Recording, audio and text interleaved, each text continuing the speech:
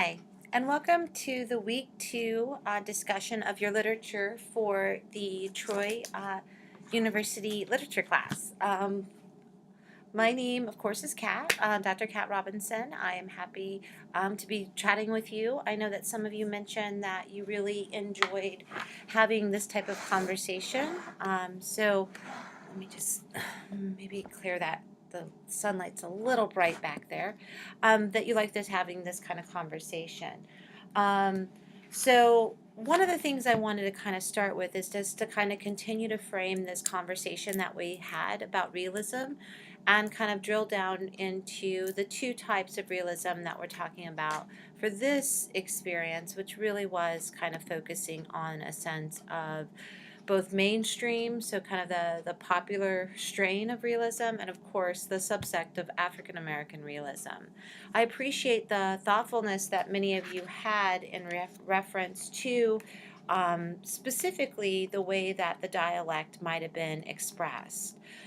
One of the things that I think is a good strategy for you to maybe take a look at is William Harmon and Harmon and Holman actually have a great handbook of literature, which I think is a good source to use for just getting comfortable.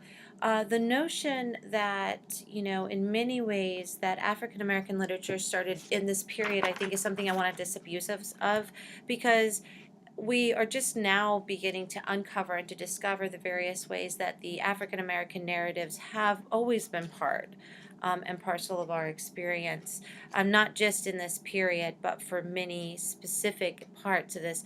And this is really for two main reasons. One, of course, is because there has been a lot of development and focus on giving voice to this forgotten period in history because it is significant for our culture.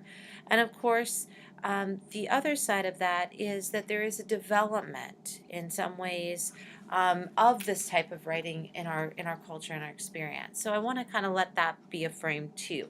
Realism, of course, is the projection of what's really happening, kind of almost in a way of being driven to see what really is there, and so that you can also see kind of a moral or ethical underpinning.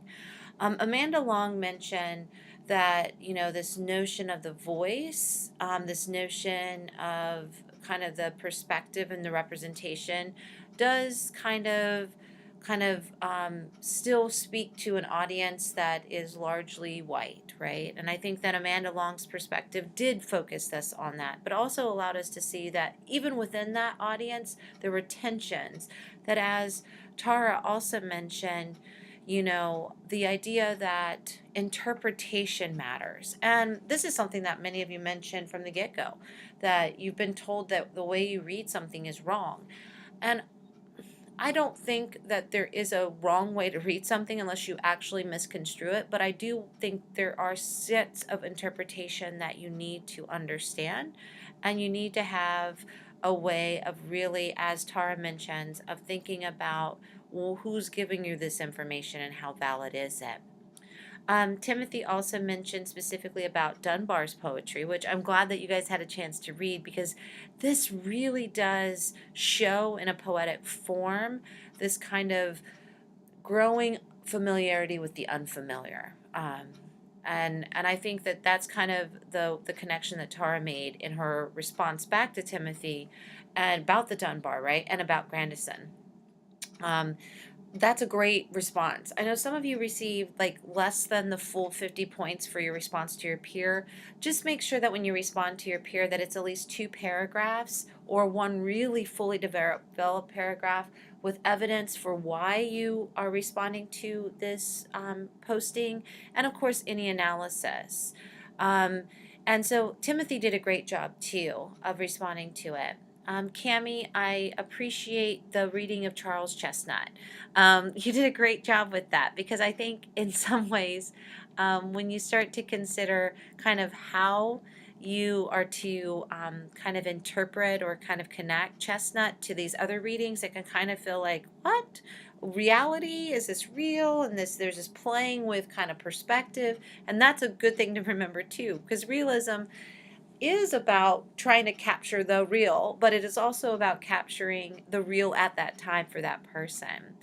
Um, Now, many of you also kind of focused on specifically kind of those connections like Tammy, where Henry James said in his Art of Fiction that there is a point in which the moral sense and the artistic sense lie very near together.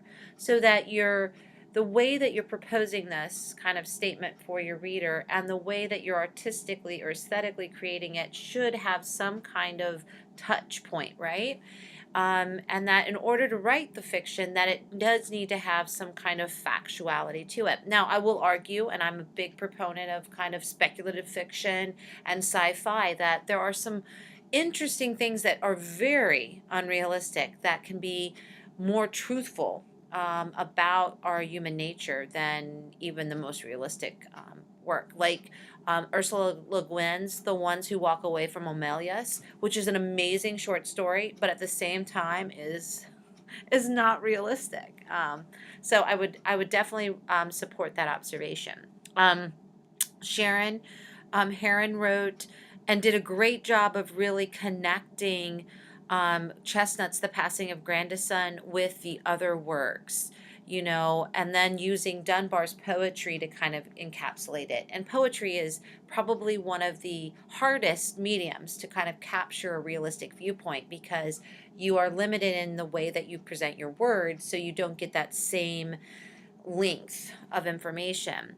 As Larry Martin kind of mentioned in his exploration about sympathy, the poem, that the notion of the caged bird, and that the caged bird is a symbol, but it can be a realistic symbol to capture or evoke the slaves and the hopes and prayers for freedom.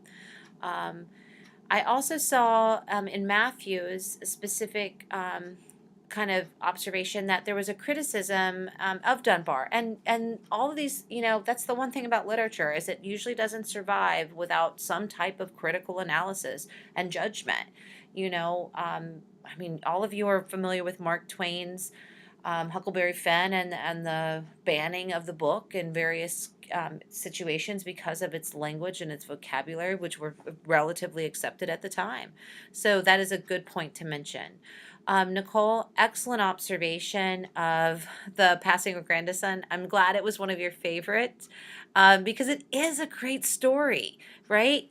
If nothing else, it is a rip-roaring yarn that kind of takes you on this journey and kind of makes you question freedom and specific. And as you mentioned, irony, right? This kind of tension that's proposed and presented. Daniel Saris, excellent connection in relation to the notion that James wrote a novel is a living thing. The idea that this is not dead, that every time you pick up a book, you make it happen again, and that it is a living thing, which is so powerful, so very, very, very, very powerful.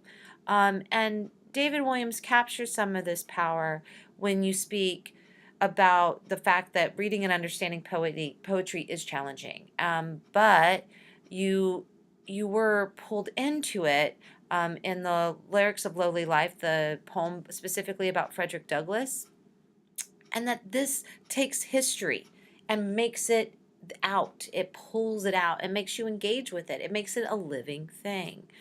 Amanda Quick, also, and you're not alone, the Southern dialect is hard. I often will tell students to read this aloud and to kind of get a sense of the cadence because it does take a bit of distance and comfort with it.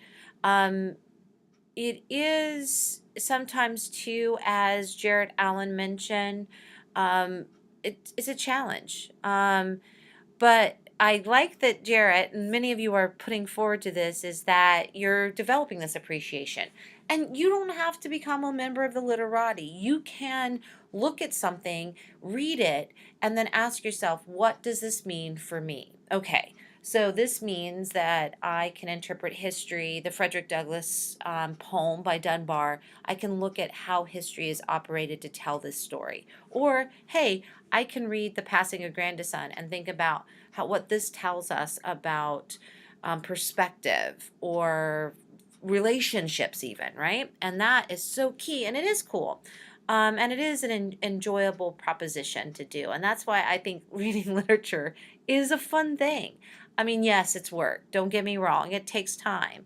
But as Billy Moore mentioned, you know, there's methods to it. There's methods to understanding it. And, as he unpacked the Dunbar poem and moved past the incorrect grammar and saw the grammar as adding color to it and being another component, that's perfect. That's exactly what you need to do. Katrina Spencer, excellent reading of James. James, and I love that you mentioned the huge spider web of the finest silken thread suspended in the chamber of consciousness. Isn't that what we want to think about our daily lives like? That we have this like matrix of understanding that keeps us there, and that wouldn't that be interesting if we could tell others about that? So great. That's a fantastic use of that quote. Jonathan Kinnebrow mentioned specifically about the reading, the context, and the simplistic nature of many of these, the tones and the structures that were simplistic, but still so rich. It's kind of like an iceberg. There's more beneath it than there is above it. Not so much my hand, and that gives you a sense of kind of what you can see underneath it. Brandy Grimes, love that you focus on the faithful representation of reality, right? That there is earthiness to this, just like in Dunbar's poem. Great adjective to use. Leslie Baxter, good perspective on the hidden plot. You know, there is a sense that there's more than meets the eye to these characters, and that their actions betray or belie more of their interior lives than their words. And what a great way to capture that. Jesse had an aha moment. Good. And it was in reference to the debate about art imitating life, and that the article confirms the theory. That's right. It is. And it's vice versa. Life imitates art, and art imitates life, and it's back and forth. And there are endless opportunities, right? It's all about perspective. I also really enjoyed Gail Reeves' connection that the novel is a serious artistic genre. For many years, people thought the novel was kind of like empty or not really worthwhile. And I think that is something that is good to be disabused of early and often. Kiera also mentioned, well, thank you that you mentioned that I picked the most interesting pieces.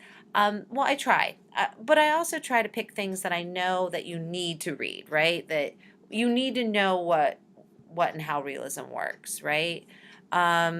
You need to know that something bigger is happening behind the scenes. So I try to pick things that also teach or connect that.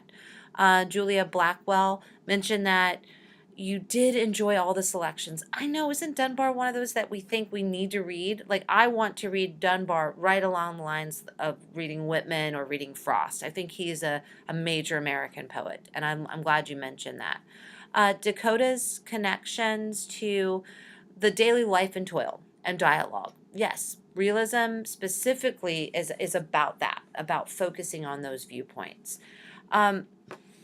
Many of your discussion postings were so targeted and fantastic, and I think that these are the strategies you want to put into place. So moving forward to week 3, what you're really looking at for week 3 is specifically we're building on kind of the notion of realism and the notion of kind of the populations we deal with, and we're speaking specifically about naturalism now. Now, naturalism is different than realism. It is going to involve some similar tropes, but whereas realism was a little happy, well, maybe not a little happy, but where realism was kind of a little more hopeful, naturalism is like the world is a cold, cruel place, and you need to be aware of it. And there's a pessimism to it that you don't feel in realism. So I look forward to kind of seeing and hearing kind of what you guys kind of see and feel in reference to Unit 3. Now, in Unit 3, you will be doing another discussion posting just like this. You'll be reading 2 of the big like the bookends of the African American, I guess you'd say, mindset. You'll be reading W.E.B. Du Bois from The Souls of Black Folks, one of the first African American PhD holders from Harvard, and you'll be reading Booker T. Washington's Up from Slavery. And these two will tussle about how you should engage in intellectual pursuits as a member of the African American community. You will also be reading naturalism. You'll be reading two selections from Charlotte Perkins Gilman, The Yellow Wallpaper, which is very much about the feminine experience and hysteria and all these other great things. But you'll also be reading Stephen Crane, which is The Open Boat, which is really a story about kind of, I guess you'd say, masculine anxiety. You'll also be looking at the notes, and then there's a podcast on Kate Chopin and a great overview from Dr. Bernstein, a colleague of mine, about Charlotte Perkins Gilman's and how the symbols operate. Some of you mentioned symbols in some of your writing and kind of unpacking them, and I think that's a great strategy. I also think it's a good strategy. Like here, I have a bunch of symbol dictionaries. Like this one here is just the Penguin Dictionary of Symbols, and like you can pull, like if you're curious about like the hanging man, like what is that? Or if you're curious about a goose, like if you see a goose, it's actually a symbol of marital fidelity. So it's a symbol of faith. But there's other times for other different cultures. So I encourage you to kind of look at this symbolic exploration. And I look forward to kind of seeing your work for next week. So thank you guys so much for all you've done, and keep me posted. Thanks so much. Have a great week.